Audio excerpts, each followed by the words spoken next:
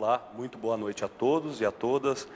E hoje eu tenho o imenso prazer de estar aqui com duas advogadas atuantes, que eu tenho total admiração, conheci há muito pouco tempo, mas assim, elas vieram falar sobre as mulheres, o direito das mulheres e também para homenagear esse mês tão importante. Hoje eu tenho a honra de estar com a doutora Marie-Claire Botelho e com a doutora Franciele Bueno. Muito boa noite, doutoras. Boa noite. Boa noite. Muito obrigada pelo convite, viu? Eu que agradeço, é imensamente um prazer hoje a gente poder dividir com vocês e que estão em casa assistindo um pouco sobre essa questão dessa luta que ocorreu, que vem ocorrendo, né, no caso, não é algo que cessou. As mulheres estão de forma gradual, tentando conquistar cada vez mais direitos, né? E essa noite a gente vai ter um prazer para falar um pouco a respeito dessa luta, dessa história e como ocorreu até a primeira advogada. Eu fiquei sabendo aqui nos bastidores que as doutoras vão trazer para a gente, assim, de forma gradual, de uma forma histórica, como ocorreu esse início. Boa noite, gostaria primeiramente de agradecer o convite.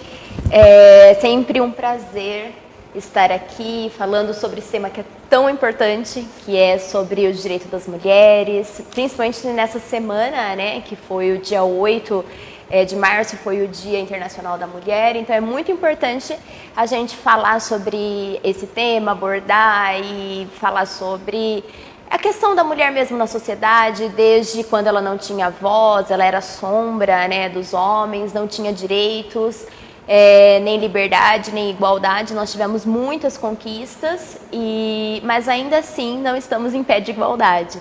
E estamos lutando por isso. E o dia 8 é um dia simbólico, né, um dia histórico. E muito importante pela questão, principalmente, de ser um dia de reflexão e de consciência. Muitas pessoas não sabem o que significa o dia 8, acham que é um dia apenas de desconto nos restaurantes, ou então um dia de presentes, de homenagens no Facebook, no Instagram, e é muito mais do que isso, né? É um dia para a gente repensar os dados, as estatísticas de violência, de feminicídio, um dia para a gente repensar sobre a mulher no mercado de trabalho, sobre as lutas, as conquistas, um dia mesmo para reflexão e para consciência. Então é importante a gente trazer sempre esse tema, falar sobre isso. E estou muito grata de estar aqui mais uma vez. Já vim aqui na TV, no Canal 4, falar sobre esses temas que eu gosto muito. E mais uma vez estou aqui e sou muito grata. Boa noite a todos. Espero que todas vocês e todos vocês gostem do programa, gostem do que a gente vai trazer aqui e sintam-se representadas as mulheres por nós neste momento. E se identifiquem também com a gente, que a gente vai contar algumas coisas do nosso dia a dia, da nossa história. E é isso, gente. Vamos bater um papo sobre isso, né, doutora Marie-Claire, que é minha companheira de comissão da Mulher Advogada. É isso mesmo, Fran. E, na verdade, a Fran abordou de uma forma muito clara e muito bem a sua exposição. Acredito que nem fique mais nada para ser falado sobre o dia 8 de março, somente de que realmente é uma data não de comemoração, mas de lembrança mesmo de tudo que a mulher passou na história e que ainda passa. É um momento de reflexão, não somente de presentes, não somente de comemoração, mas de reflexão. E então é isso que nós vamos trazer hoje aqui para a doutora Arthur. Mais uma vez, muito obrigada pelo convite e espero que todos gostem do que nós vamos apresentar aqui hoje. Com certeza, é algo muito contributivo. Eu queria iniciar hoje perguntando para vocês já, assim, de pronto, para quem está em casa e assim nunca refletiu, nunca parou para pensar, não sabe se existe ou não. Há diferença em salarial entre mulheres e homens ainda em tempos atuais? Sim. Ainda há essa diferença salarial, né, doutora Marie-Claire? Infelizmente, estamos ainda lutando por isso, por essa igualdade. Apesar de ter a igualdade na Constituição, mas ainda, infelizmente, pessoas que ocupam o mesmo cargo não tem o mesmo salário por ser mulher, né? Tem essa questão, não é? Na verdade, nós falamos que falar sobre o direito da mulher não é levantar bandeira, mas é ratificar realmente o que foi conquistado. São poucas as conquistas, mas ainda assim não são todas que são respeitadas. E a desigualdade salarial, na verdade, no sentido de que a mulher ela tem a mesma capacidade que um homem, mas ela não consegue alcançar os mesmos cargos e ter um reconhecimento salarial da mesma forma. Ela desempenha a mesma função, mas não alcança o mesmo cargo de notoriedade ou de importância dentro, por exemplo, de uma empresa ou até mesmo dentro de algum cargo institucional. Então, essas lutas que estão sendo sempre constantes, no sentido de que a gente mude isso com o tempo, né? Nós temos várias conquistas e, por exemplo, uma delas é nós termos hoje uma presidente da OAB São Paulo mulher, né? Depois de quantos anos? 87 anos, doutores? Então assim... E a primeira, né, doutora? Foi a primeira... A primeira mulher. Então, assim, são coisas que falam assim, nossa, mas os direitos, a mulher já tem direito. Mas como assim? A mulher já tem direito, mas eles estão sendo respeitados? E é por isso que é importante falar sempre, refletir sobre o assunto sempre, e esse tema tem que ser sempre bem tratado. E, doutora, eu queria também entender essa questão da dupla jornada, né? Assim, muitas vezes pode ser que alguém esteja nos acompanhando, assistindo, e ele nunca parou para pensar.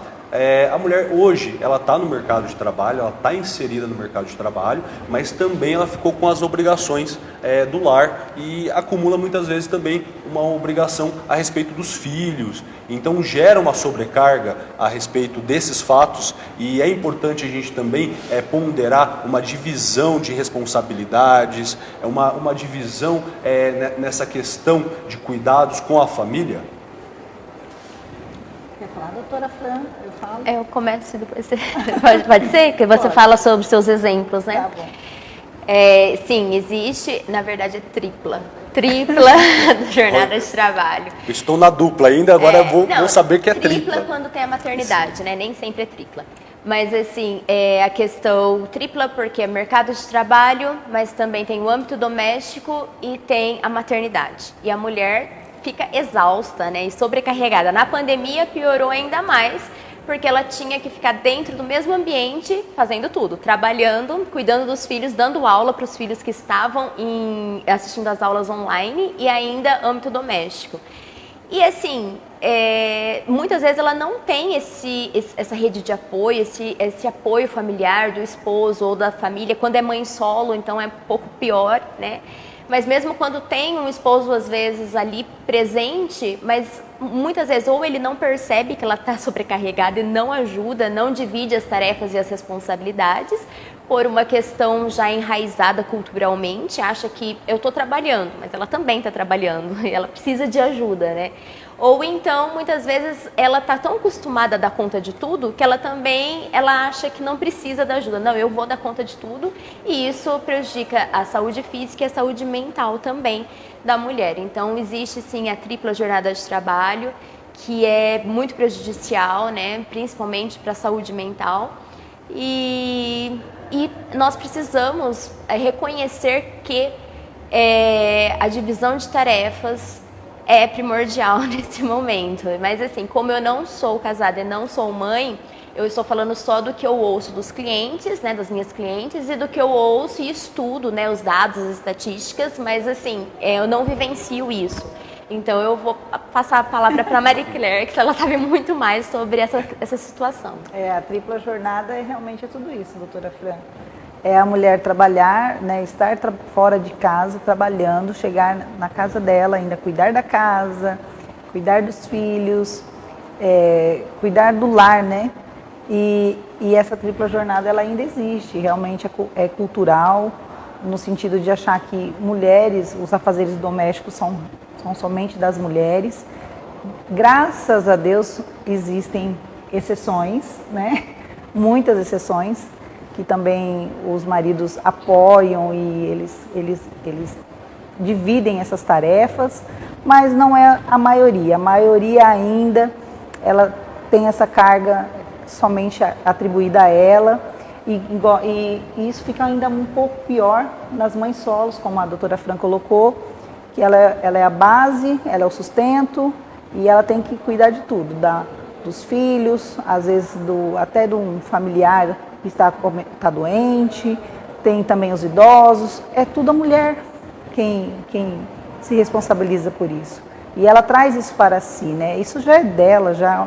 A mulher, ela tem mais empatia, talvez algo que o pessoal fala que às vezes é uma fraqueza, mas eu penso que é uma virtude, né? O carinho e o amor que a mulher tem pela família e o cuidado que ela tem pela família não tem que ser visto como uma fraqueza, mas como uma virtude. Só que isso realmente sobrecarrega muito as mulheres. É algo muito drástico, né? Quando a gente para pensar de uma forma igual as doutoras estão repassando aqui, realmente, muitas vezes a gente não percebe que sim, existe esse acúmulo, né? Principalmente no âmbito doméstico. E saindo um pouco dessa questão doméstica, doutora, gostaria de entender essa forma. E hoje ainda no nosso tempo, onde a gente vive, há algum tipo de preconceito ou já sanou, já foi enfrentado todo tipo de preconceito que poderia ocorrer perante as mulheres, né? Porque quando a gente está de fora, principalmente quem é homem, nunca parou para pensar. E eu gostaria que você que está em casa hoje, que muitas vezes é casado, nunca pensou nisso, poderia refletir um pouco a respeito desse fato de que se há sim preconceito ou não.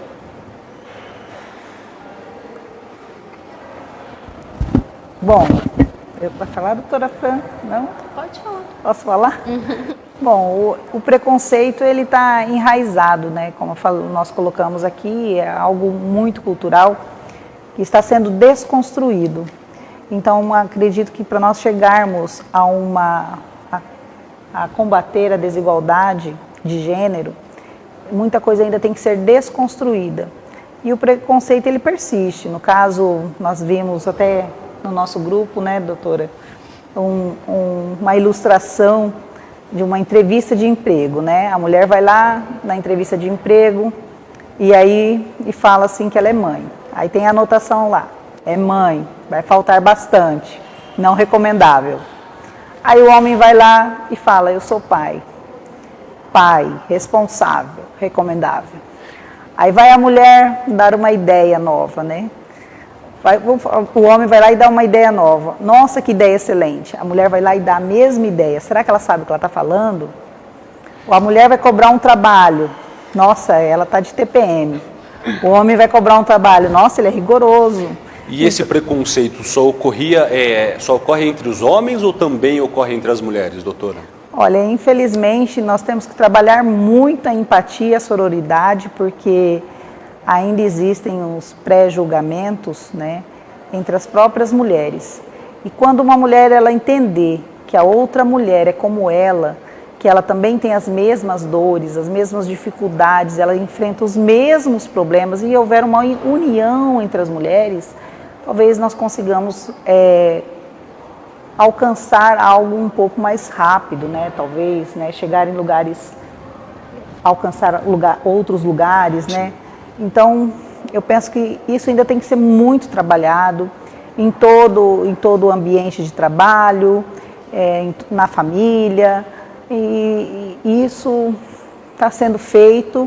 Fico muito feliz, porque muita coisa já mudou, e eu espero, assim, em poucos anos, que cheguemos ao objetivo aí, que foi proposto. Que seria a igualdade. O objetivo é a igualdade, não é a mulher mais do que o homem. Na verdade, vocês estão lutando para ter os seus direitos reconhecidos de uma forma igualitária. Sim, na verdade, ninguém está buscando nenhum espaço maior. Ninguém está querendo ser mais do que ninguém. Nós só queremos que os direitos sejam iguais. Que todos e todas tenham os mesmos direitos e sejam respeitados da mesma forma. E o que eu falo é no sentido de que você não tenha, por exemplo, que discutir uma lei ou criar uma lei preferencial para conquistar algo. eu espero que chegue um dia que a gente não precise de uma lei para isso. Que seja algo tão igualitado, nivelado, né? Nivelado, tão igual, que a gente não precise mais de lei alguma. Mas enquanto isso não ocorre, nós temos várias leis para poder tratar vários assuntos e ainda assim muitos são desrespeitados. Tratar de forma desigual o que é desigual, né? Sim. Se tem uma falta de equilíbrio na balança, então precisa dessa lei para poder ponderar e trazer mais próximo disso. Isso a gente acompanha. É uma lei nova, a Maria da Penha não é uma lei tão antiga. A gente fala também sobre a questão do feminicídio, que foi uma lei também que agravou, né, o crime do homicídio, né, do 121 no Código Penal. Então, o Estado, ele procura igualitar, né, criar uma igualdade nessas questões. Por quê? Não para dar preferência, não para melhorar, mas sim para poder tentar nivelar essa situação. É isso, doutora? É exatamente isso. Nós não queremos privilégios, nós queremos direitos. E direitos iguais aos que os homens já tinham, né, que sempre tiveram. Os homens sempre tiveram direitos e as mulheres não. Inclusive, vou até divulgar o livro. Posso divulgar? Esse é o nosso livro que nós escrevemos em 2019. Foi lançado em 2019 pela Comissão da Mulher Advogada. Eu e a Marie Claire, nós somos membro da Comissão da Mulher Advogada. Deixa eu ver, doutora. E esse livro fala sobre o quê? É o poder da mulher frente aos desafios da sociedade. Comissão da Mulher Advogada, OAB Marília. Isso. Vocês que escreveram esse livro? Nós da comissão. Muito bom. Fala um pouco sobre o livro. O livro nós falamos sobre vários direitos das mulheres, são vários artigos que abordam sobre os direitos, diversas áreas do direito. E, inclusive, nós falamos sobre a evolução da mulher na sociedade, a evolução jurídica, né? Desde quando a mulher não tinha direito nenhum até hoje. Fizemos uma cronologia, uma linha do tempo, né? Porque não muito tempo atrás a mulher ela não tinha direito a nada, ela não tinha direito de ter uma conta no banco, simplesmente. Ela precisava de uma autorização de algum homem, ou do pai, ou do irmão, ou do esposo, né? Se ela quisesse pegar um dinheiro no banco, sacar um dinheiro, ela precisava dessa autorização. Ela não podia trabalhar sem autorização do homem. Marido. Ela não podia simplesmente votar, né? Não podia eleger e nem ser votada, né? Nem ser eleita. Então ela não tinha direitos políticos, não podia representar ninguém e não podia também eleger os seus representantes. Então, assim, se ela não podia nem escolher quem representaria ela não tinha direito a nada, né? Ela não tinha voz, ela não tinha liberdade, não tinha nada. E assim, nem herança. Então tem até na questão de direito de família, sucessões, direito de herança, ela não tinha. Simplesmente se o pai falecesse e só tivessem mulheres, né? As irmãs fossem mulheres, um primo queria ficar com a herança e queria administrar. Então assim, são coisas que para hoje a gente acha que são absurdas, mas é que a mulher ela não era um sujeito de direito, ela era objeto de direito. Ela não tinha voz, ela não tinha nada. E simplesmente com muita luta, né? Até agradeço muito essas mulheres que vieram antes de nós e que lutaram muito, hoje já falecidas, mas que lutaram muito para que nós tivéssemos os direitos que nós temos hoje. E que se hoje nós estamos aqui na mídia podendo falar de direitos das mulheres, é porque essas mulheres lá no passado lutaram muito para isso, né?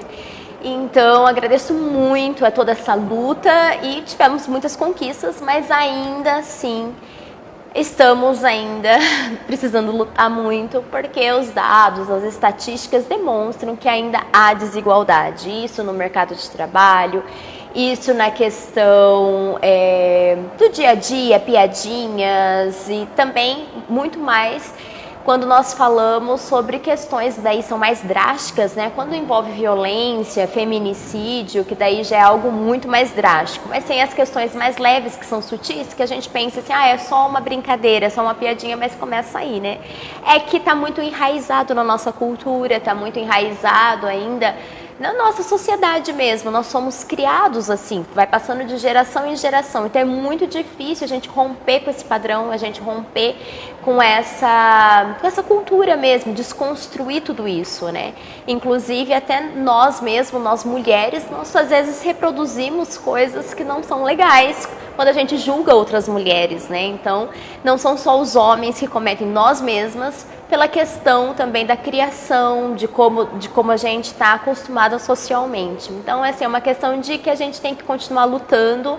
E esse livro foi um projeto que a gente fez em 2019, logo entrou a pandemia, mas ainda bem que a gente conseguiu lançar esse livro em dezembro de 2019, um pouco antes da pandemia. E esse livro, ele é nosso queridinho, né? Que a gente escreveu, sobre uma linguagem assim de advogada mesmo, técnica, mas também acessível para toda a população, falando sobre os direitos, tem sobre Lei Maria da Penha, sobre o feminicídio, fala também sobre a mulher no mercado de trabalho, sobre a primeira mulher advogada, sobre a mulher rural, que foi o que a Marie Claire escreveu.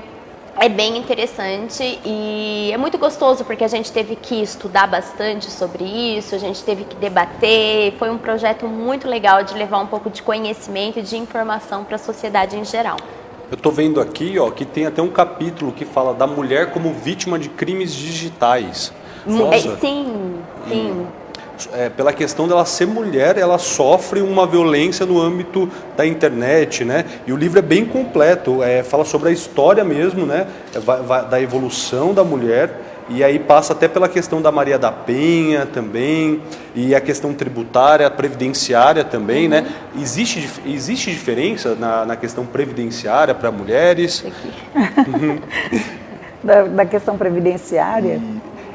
A doutora escreveu sobre a questão da mulher rural, da mulher isso? rural. Eu trouxe porque é algo que me chamou muita atenção, porque era uma dificuldade muito grande, principalmente na parte previdenciária, porque a mulher do campo ela não tinha direitos. Então, a mulher do campo, por exemplo, o marido trabalhava, mas ela não tinha o seu direito reconhecido enquanto trabalhadora rural. E isso é uma conquista assim, de poucos anos agora.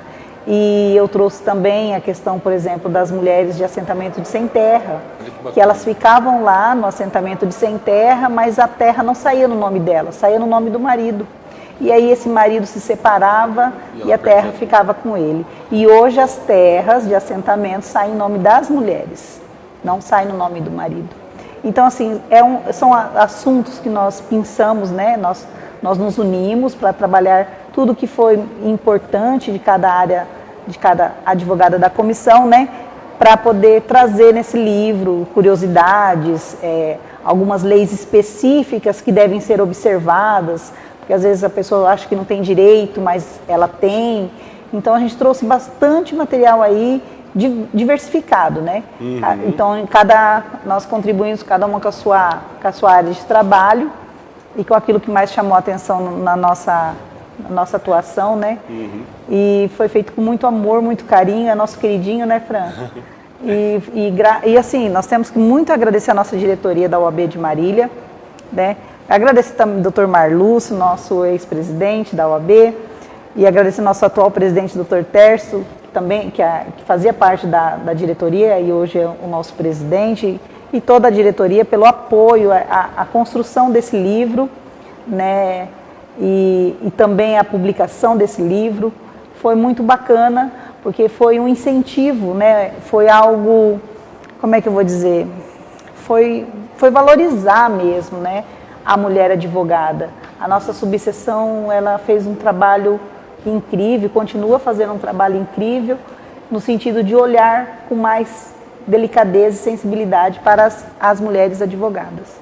Isso é muito bom, né? Isso só contribui com a sociedade, porque a mulher lutando pelos seus direitos e tendo esse direito reconhecido, com certeza isso vai refletir em todas as áreas. Eu queria entender um pouco mais, doutoras, a respeito da questão da cobrança do visual, se existe essa diferença da questão da mulher cobrar outra mulher ou não, isso não existe mais. Como que funciona essa questão da estética mesmo? Quer falar, doutora Fran? Pode falar. Posso falar? Então, isso daí faz parte do preconceito, né? Infelizmente, ele ainda existe. Existe ainda? Existe é comum? ainda. É comum, por exemplo, a mulher ser avaliada de acordo com, com o seu aspecto físico, né? Ou olha a bolsa, o sapato, o cabelo, se está magra, se está gorda, então assim, como se isso fosse algo para medir a nossa qualificação ou a nossa capacidade de trabalho. Infelizmente ainda existe. Eu não sei se no mundo masculino existe isso, talvez exista também, mas eu acredito que para a mulher é algo um pouco mais complicado, porque querendo ou não isso tem um custo, né, gente? E aí não é sempre que a gente está 100%, a gente não acorda de manhã, gente, maquiada, de cabelo arrumado, no salto alto. A gente acorda diferente. Com olheiras. Com olheiras. De estudar. A gente trabalha até de madrugada, porque a gente faz, na Clipa Jornada, o nosso trabalho de estudo é de madrugada muitas vezes, né? Porque aí quando os filhos foram dormir, né, a casa está silenciosa e a gente vai estudar. Então, não é sempre assim. Então, você avaliar uma profissional pela sua aparência, eu acho que ainda é um resquício de preconceito mesmo. E, infelizmente, ainda existe, né? E outras mulheres também têm isso de querer comparar, querer julgar, querer analisar, ou não? Isso é mais, vocês sentem que é uma questão geral, ou só dos homens, só das mulheres? Como que funciona? Ainda tem. Eu acho que existe isso também no mundo masculino, né? Essa comparação e essa cobrança.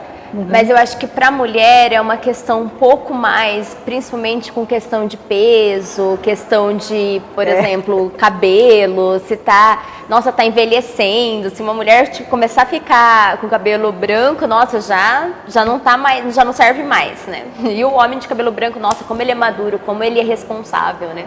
Então tem essa questão. Então, assim, eu acho que isso, e muito mais, eu acredito que pelas mulheres, porque como elas já têm essa questão enraizada, que já foi passado de geração em geração, as mulheres se cobram muito para elas serem sempre impecáveis. Já é uma cobrança que já é trazido desde criança. Doutora, aí você acredita que a mídia, você acredita que a mídia também contribui com essa questão da autoimagem da mulher? Sim, sim. Você vê assim, se você for ver os influencers, né, digitais, homens, eles são de humor, eles são engraçados, eles são, assim, é mais ou menos isso. Até tem alguns que são mais fitness e tal, mas eles vão falar sobre exercício físico. A mulher não, ela sempre tem que estar, as influências, a maior parte é sobre moda, sobre roupa, sobre maquiagem e sobre corpo, né? E geralmente aquele corpo que é o padrão e é aquele corpo que é inacessível. Ou que não é real também. Não, né? é real, é todo montado, né? Então, assim, e isso influencia também, porque sempre você quer chegar naquela imagem, né? Acho que isso mais ainda para as novas gerações que estão vindo, que já estão consumindo esse conteúdo, né? As adolescentes e tudo mais. Mas eu acredito que tem, assim, um julgamento e eu acho que a mídia influencia isso, né? É a indústria da beleza, eles querem vender o produto, né? Então... Iniciando a respeito desse fato, dessa cobrança, você crê que isso contribui com o assédio que hoje existe em algumas atividades em relação à mulher? Eu falo assim, muitas vezes a gente vê na mídia assim, que uma mulher ela é assediada no seu mercado de trabalho, assediado pelo seu chefe, muitas vezes tem aquela imagem, né? Vamos supor, no carnaval, a gente muitas vezes tem a ideologia de fantasiar com uma enfermeira, existe um assédio por essa cobrança que existe na nossa sociedade. Você acha que tem uma interferência, uma influência, ou na verdade isso é bem cultural, enraizado? É cultural enraizado, né?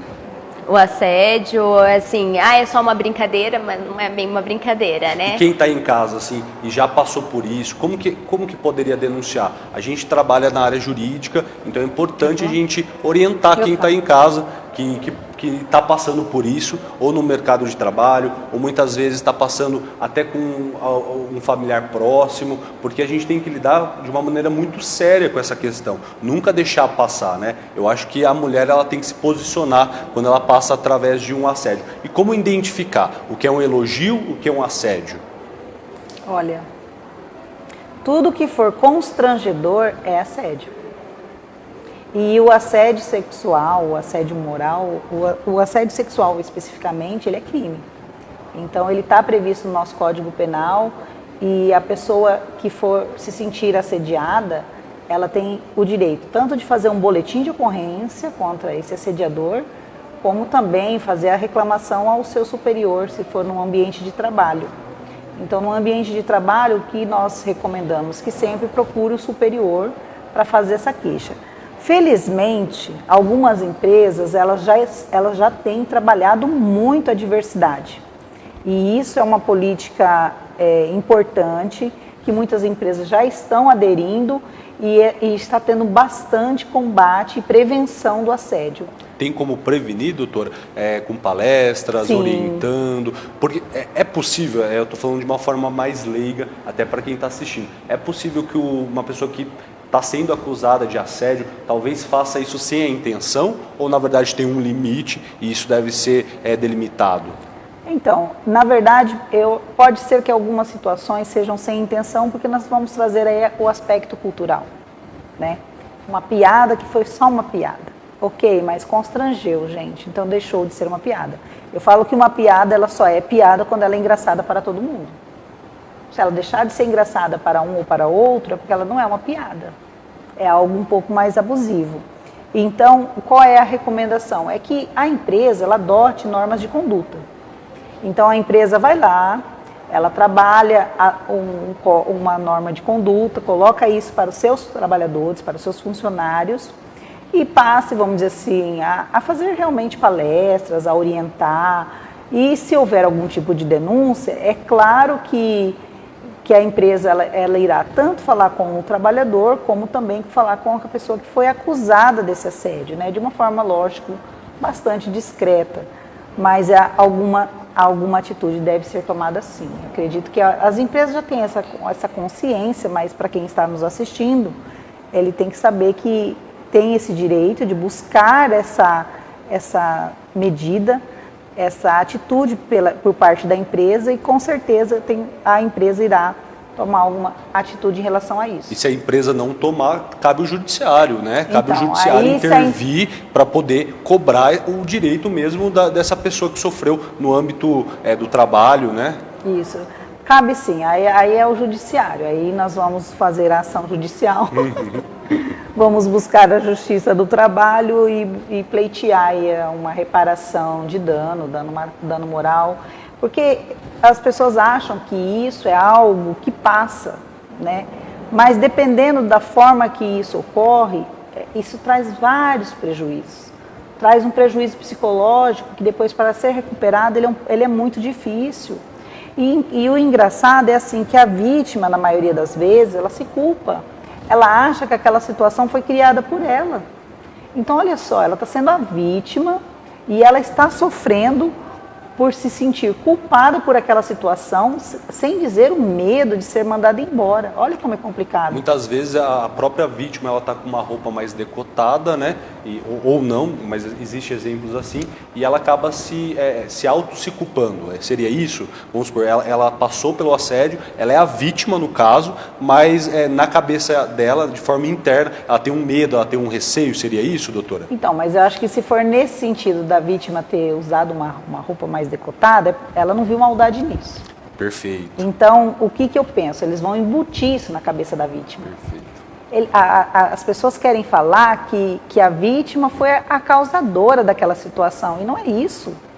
Não é isso, porque se fosse dessa forma, não existia abuso lá no Oriente Médio, gente. O pessoal usa burca. Então, não é isso. Não existia outros tipos de abuso que a gente pense de criança, por exemplo, que é inexplicável. Sim. Então, não é isso, gente. Isso tem que ser trabalhado sim, isso tem que ser falado, isso tem que ser combatido, e isso deve ser colocado mesmo às claras dentro da empresa, E eu parabenizo a empresa que tem trabalhado isso internamente com seus funcionários, porque nós temos grandes exemplos de empresas aí dando show sobre diversidade e equidade. Então, parabéns para essas empresas. E você que se está se sentindo assediado, busque sim conversar dentro da empresa, não fique passando por isso, porque é algo que ninguém merece estar passando. Viu? Com certeza, porque acaba minando, né? Sim. Até uma autoestima, isso daí é muito sério. E, inclusive, o ordenamento jurídico, ele titula isso e existe uma reparação. Então, é importante sempre você conversar com um amigo, conversar com o supervisor, saber entender o que está passando, né? Para você não ter nenhum tipo de prejuízo na sua vida. E aí a gente entra numa questão também da violência doméstica familiar. A gente sabe que é um assunto muito sério, mas acontece, e eu estava até acompanhando aqui tem um semiaberto, o CR de Lins, né? O CR de Lins foi uma penitenciária que foi montada há pouco tempo. E eu fui falar com o pessoal que trabalha lá, e eles me passaram que mais ou menos 60% de quem está lá no CR de Lins, de Álvaro de Carvalho, se encontra respondendo crimes de violência no âmbito familiar. Superou o tráfico de droga. A gente sabe que na maioria dos presídios ocorre a questão do tráfico de drogas, né, que superlota as penitenciárias, mas no caso de Álvaro de Carvalho, né, que ainda eles não foram julgados, eles chegam a 60%. Então a gente sabe que aqui, próximo da região, a gente está com a questão da violência doméstica familiar em face da mulher, é algo que não deve ficar só em casa. Porque existia um ditado popular que falava assim: briga de marido e mulher não se mete a colher.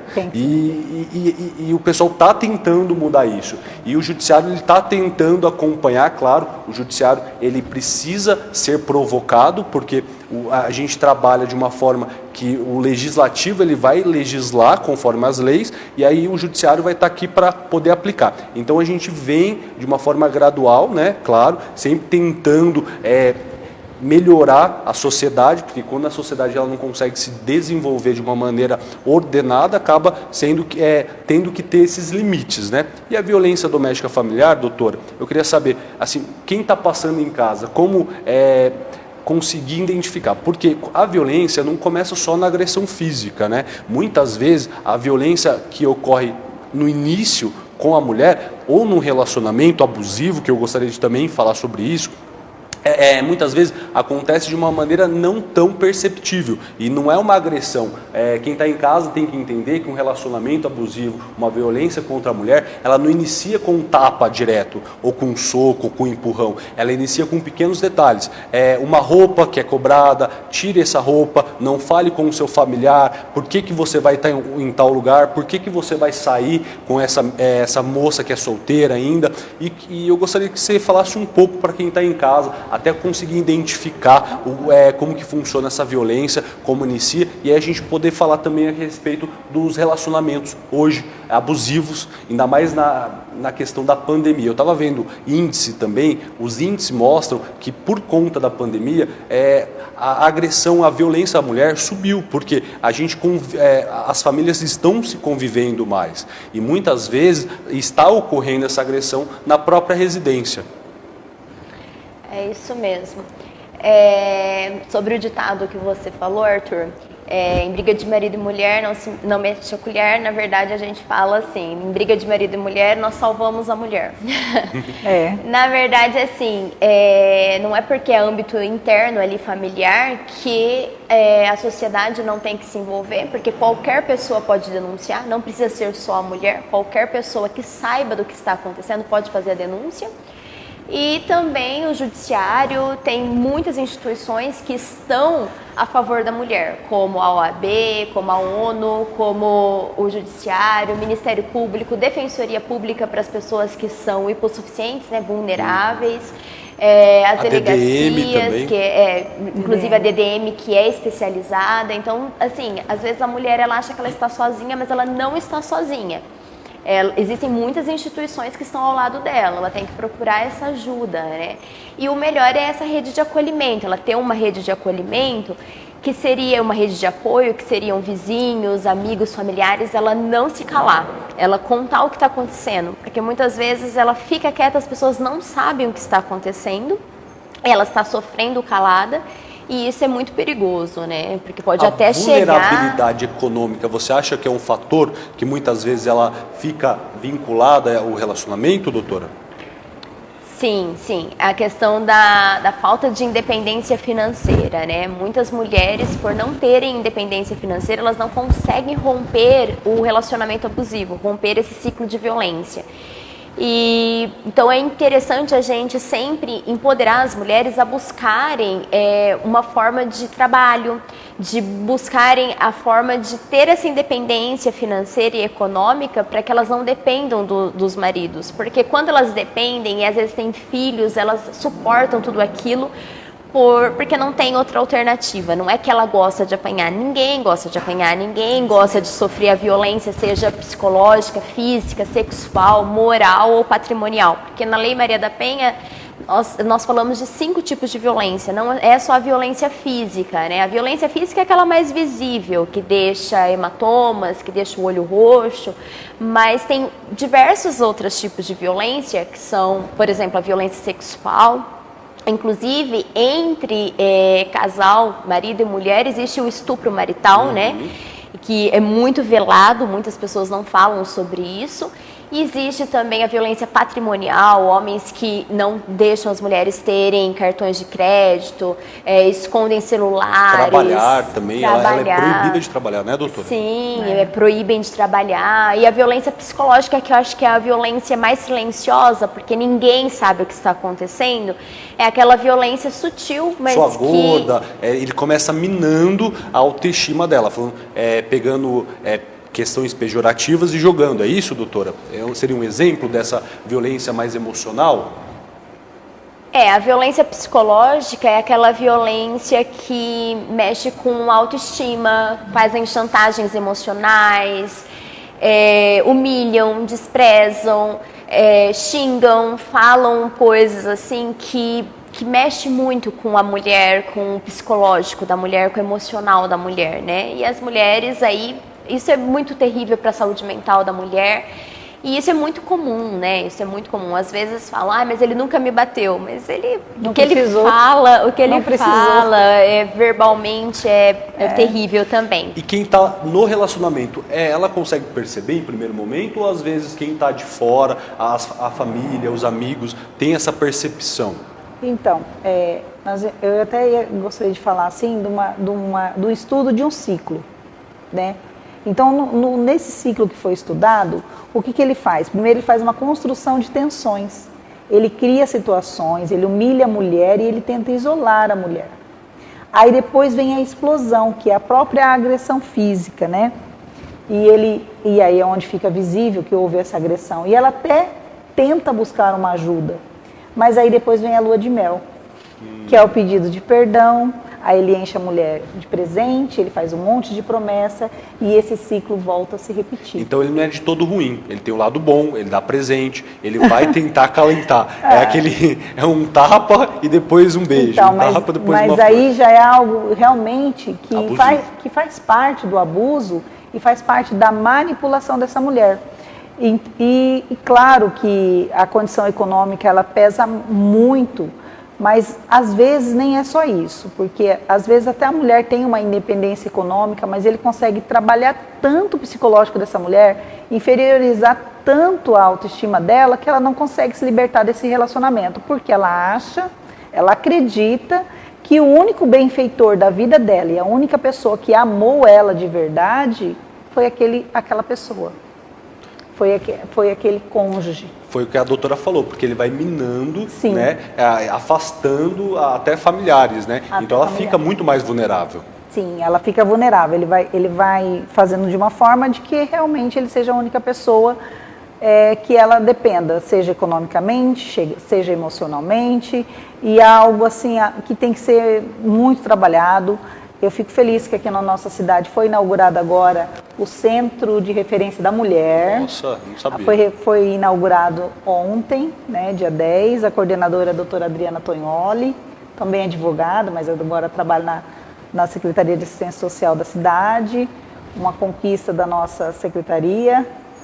E como que funciona, doutora? É como fosse um acolhimento, é como fosse um CAPS? O CAPS é para pessoas que têm problemas mentais, e esse acolhimento seria para a mulher que está passando por uma questão de vulnerabilidade? Então, na verdade, é uma casa que vai fazer essa acolhida mesmo para a mulher. E claro que existem muitos trabalhos que estão sendo desenvolvidos que vão ser ampliados. Mas o primeiro passo é realmente cuidar dessa mulher, né? Ele receber essa mulher, ele dar um tratamento diferenciado para ela e que seja de uma forma centralizada.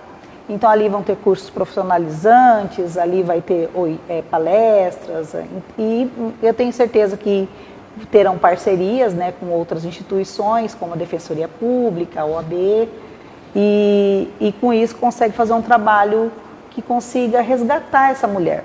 Porque nós falamos muito de violência doméstica e falamos de Lei Maria da Penha, e existe a lei, mas nós não falamos o que acontece com essa mulher depois de tudo isso. Porque ela vai lá, ela denuncia o marido, ela se separa, tá? Ela consegue se separar, mas e depois disso? Como ela consegue reconstruir a vida dela? Ela precisa de um apoio, ela precisa de um olhar diferenciado. Então, que bom, né, que algumas políticas públicas estão sendo criadas, né, e que algo seja efetivamente feito em prol dessas mulheres. Porque se não for efetivada essa medida protetiva, ela vai chegar num crime mais bárbaro, né? O legislador ele já cuidou, né, de tipificar, mas a gente sabe que o feminicídio é quando, muitas vezes, né, a mulher já denunciou, a mulher já tentou uma medida, ela não conseguiu ter a voz ativa, muitas vezes ela se encontrava vinculada economicamente, social, amorosamente com o próprio agressor. E ele acaba se aproveitando dessa situação, do gênero dela, para poder cometer o crime, né? E é algo muito bárbaro, né? Mas assim, a gente fala de uma forma que parece que não é tão comum, mas é comum, né, no Brasil inteiro, né, porque a gente sabe que a gente vive num país hoje emergente, é um país ainda que está em desenvolvimento, e a gente tem que pensar que há ainda que pessoas que ainda não têm possibilidade de estudo, não têm uma estrutura, então que muitas vezes a mulher com 14, 15 anos ela já está engravidando, e aí isso daí pode prejudicá-la, né, porque um exemplo, uma mulher que ela muito nova, já começa um relacionamento com um cara mais velho e acaba engravidando, ele leva ela para casa dele, muitas vezes ela se sente acolhida pelo agressor. E pode ocorrer até uma questão do feminicídio, né? E que não deveria acontecer. A Lei Maria da Penha, ela também preserva a mulher quando ela fala sobre a questão também das medidas protetivas. Eu sei que as doutoras não são da área criminais, mas eu queria falar... A Fran Perdão, doutora. Então vamos aproveitar aqui que a gente tem uma criminalista para falar sobre a questão da medida protetiva, como que funciona, se dá para estender também para os outros familiares, para os filhos, ou é só direcionado à mulher. E geralmente nessa medida protetiva tem um distanciamento, ele pode entrar em contato pelo celular. Como que funciona, doutora? A medida protetiva, ela é uma das melhores coisas que foram criadas, né? Apesar de que ainda tem algumas que não são eficazes, né? Infelizmente. Mas a medida protetiva é quando a mulher ela se encontra em um estado de violência, seja física ou outros tipos de violência, como nós já citamos, e ela procura uma ajuda. Ou ela vai até a DDM, né, a delegacia, e ela faz um BO, um boletim de ocorrência, explica toda a situação e pede essa medida protetiva, ou então ela vai diretamente no Ministério Público, ou Defensoria Pública, ou até mesmo diretamente no Judiciário. E aí ela pode pedir a medida protetiva. O que é uma medida protetiva? É uma forma de você se proteger do agressor com que ele não tenha contato com você, seja através de mensagens de celular, seja através, mesmo que não sejam mensagens, mas assim, tem gente que às vezes o agressor, ele não quer, a pessoa bloqueia, mas ele não quer se distanciar, que ele está fazendo até, mandando mensagens por Pix. Manda lá 10 centavos e escreve alguma coisa, sabe, por Pix, carta, Facebook, Instagram, celular, também tem afastamento do lar, tem vários tipos, assim, tipo distância também, não pode se tem um a quantidade de distância do agressor com a vítima, não pode frequentar alguns lugares, porque pode ser que o agressor pode ir até o local de trabalho, então algum lugar que ela gosta de frequentar com os amigos. Então, assim, tem vários tipos que você pode fazer esse pedido específico. E é interessante porque já fiz esse trabalho junto com as vítimas, fui até a DDM junto com as vítimas e, assim, elas conseguiram realmente com que, quando eles fossem citados, eles parassem de perturbar. Porque eles têm aquela questão, eu posso, se descumprir, pode ser preso, né? Então eles têm um receio. Nem todos, tem alguns que não tem nada para perder, mas alguns têm esse receio e param de perturbar, né? Perfeito. E de ir atrás da mulher e fazer a violência psicológica, porque mesmo quando eles estão afastados do lar, eles podem continuar com a violência psicológica através dos meios de comunicação, né? Sim. Então a medida protetiva, ela é muito importante e como você mesmo falou... Ela é eficaz, doutora? A medida protetiva, ela tem uma celeridade, ou a gente sabe que o judiciário é um pouco moroso, mas quando a gente fala dessa questão da medida protetiva, é mais efetiva, é mais rápida? A mulher que está passando por isso, se ela for na DDM e de forma efetiva mostrar as provas, ela vai ter esse direito resguardado? É bem célere, é bem rápido, em 48 horas consegue, às vezes em menos de 48 horas o juiz já decreta a medida protetiva. Então, assim, é algo eficaz. Mas, assim, é aquilo que, apesar de tudo, a gente tem que pensar na prevenção. Por quê? Na prevenção. E não deixar chegar à violência. A prevenção seria quando observa um relacionamento abusivo, um ciclo de violência, já cai fora do relacionamento, não deixa chegar na violência. Por quê? Porque muitas vezes, mesmo com a medida protetiva, ele descumpre a medida protetiva, vai preso, mas mesmo assim ele ameaça, fala, mesmo se eu for preso lá de dentro, eu mando alguém. Então, assim, a pessoa fica com tanto medo. Lógico que ela é eficaz, mas tem ainda casos que mesmo com medida protetiva há o descumprimento. Há o descumprimento. Por isso que a gente tem que pensar nessa prevenção. Na escola tem agora, inclusive foi aprovado ano passado na Lei de Diretrizes Básicas da Educação, falando sobre violência doméstica para as crianças, para já ter uma educação voltada para isso, para prevenir mesmo, para as meninas já saberem o que é isso e os meninos já não serem futuros agressores, né? Então, voltado na prevenção, porque a medida protetiva ela é uma repressão, que é importante, mas a gente tem que ter essa mentalidade de prevenção, de que não tenha violência, né? Perfeito. Aproveitar que a gente está chegando no final do programa, a gente ainda tem mais 5 minutos. Eu queria falar a respeito do áudio do deputado estadual Arthur Duval, né, sobre as mulheres ucranianas. Teve uma repercussão muito grande, né, no nosso ordenamento jurídico, e não só aqui no Brasil, mas assim de uma forma mais mundial mesmo. E nos áudios ele acaba atacando as mulheres, né, ucranianas, a respeito sobre a questão da beleza, a respeito da questão também que as mulheres, mesmo em guerra o país, elas teriam olhado para ele e ele ressaltado de uma forma exagerada ou até mesmo de uma forma assim que não deveria ser realizado, essa questão das mulheres, né? Doutoras, eu queria entender um pouco, não sei se vocês chegaram a acompanhar o que está acontecendo com o deputado estadual Arthur Duval. Vocês acompanharam alguma coisa a respeito desse fato? Nós Sim. Acompanhamos, sim, e nós ficamos muito felizes com a postura adotada pela OAB São Paulo, que fez uma marcha contra a fala, né? Ele colocou uma nota de repúdio, depois fez uma marcha para a cassação do deputado, né? Porque um representante do povo ter uma fala tão infeliz, né? Uhum. Tão desnecessária. Eu acho que é importante nós nos posicionarmos a respeito disso. Só lembrando que ele não estava a passeio, né? Ele estava como representante de um país, de né? um país. No qual ele acabou se expressando num grupo, né, de WhatsApp, mas mesmo assim ele alegou em primeiro momento que seria uma questão privada, mas assim ele tentou se justificar, né? Mas essa desconstrução que é muito necessária.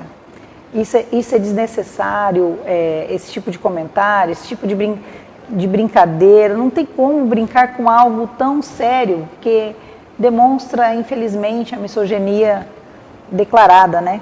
Que ainda enfrentamos no nosso país, que nós enfrentamos em algumas situações com alguns homens. E nós só temos dizer que realmente é algo decepcionante, algo muito triste. Um país em guerra, né? Sofrendo todos os horrores de uma guerra, e um representante do Brasil fazer um comentário tão triste. Porque as mulheres em estão relação deixando seus maridos, seus filhos maiores de 8 anos, porque eles têm que estar na guerra, e ele falando esse tipo de comentário, né? Hoje ele enfrenta um processo de cassação, né, do mandato, e assim, pode ser que ele venha a perder mesmo o cargo que ele conquistou, né? Eu acredito que talvez ele venha assim, é a questão da conduta, né? Uhum. Eu acho que devemos todos ter uma conduta e devemos ter algo a ser seguido e respeitado, e é importante que isso sirva de exemplo para que não se repita mais. Seja com um representante público, seja com uma pessoa da vida privada, seja com um colega de trabalho, seja com qualquer pessoa, seja com qualquer...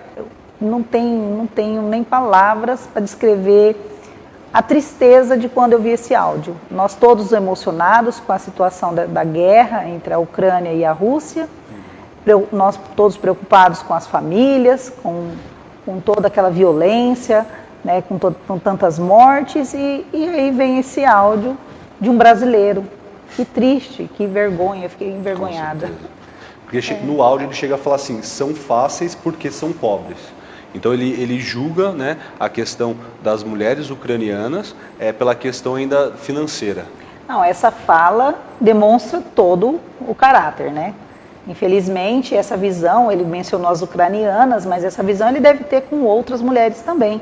De achar que uma mulher que tem menos condições financeiras pode ser comprada, ou pode ser, desculpa a palavra, né, batíssima vênia, aliciada, né, no sentido de fazer alguns favores, né, por dinheiro.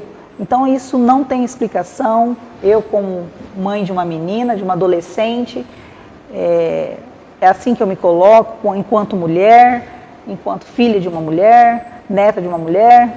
Então não tem explicação. E eu espero que o mundo mude, que realmente seja construído algo novo para essa nova geração, que esse tema seja trabalhado nas escolas mesmo, como a doutora Fran colocou, que os meninos aprendam a respeitar as meninas e que nós possamos ter um futuro melhor em relação ao respeito às mulheres. E que não acabe tudo em pizza, né? Que ele seja penalizado, né? É importante também essa represária, até para poder coibir futuros atos. Perfeito. Porque se a gente perceber que, mais uma vez, há uma impunidade e nada acontece, isso pode incentivar outras pessoas a cometerem os mesmos fatos. Como é que fala?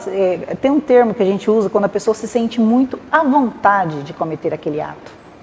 Então, se não houver essa punição, vão ter outras pessoas se sentindo à vontade de fazer uma brincadeira dessa no privado. Infelizmente. Lembrando e ressaltando que o país está em guerra, né? E que as mulheres, nesse caso, eram mulheres vulneráveis, né? Mulheres que estão em guerra. Então, ele não era somente um comentário engraçadinho, de brincadeira com os amigos do futebol. Era algo que, além dele estar indo para lá sendo um representante brasileiro, um político brasileiro, né, com dinheiro público, ainda tem a questão de que fez algo que é contra mulheres vulneráveis, né? Então é muito grave mesmo, é vergonhoso, na verdade, e repugnante. Essa palavra, Fran, Com certeza. que eu pensei, mas não saiu, viu?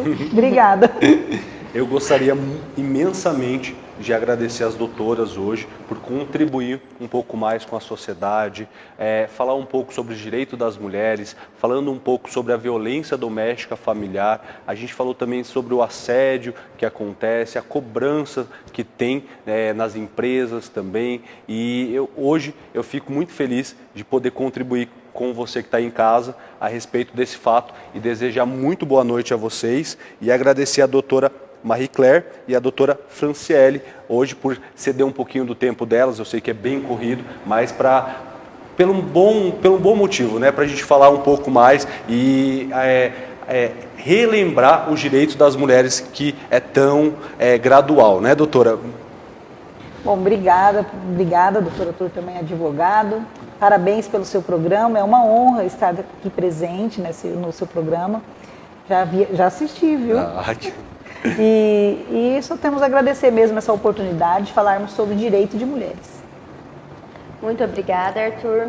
Obrigada ao canal, né, por nos receber tão bem, pela acolhida e por podermos falar um pouco sobre o tema que é tão importante para a gente e para a sociedade, mas que é tão negligenciado. Então é muito bom falar sobre isso. Muito obrigada pela atenção e obrigada a todos que estão nos ouvindo também. Obrigada, verdade. Obrigada. Eu agradeço a todos e muito boa noite. E a gente se vê semana que vem, no mesmo horário, das 9h30 às 10h30, toda segunda-feira, no debate geral.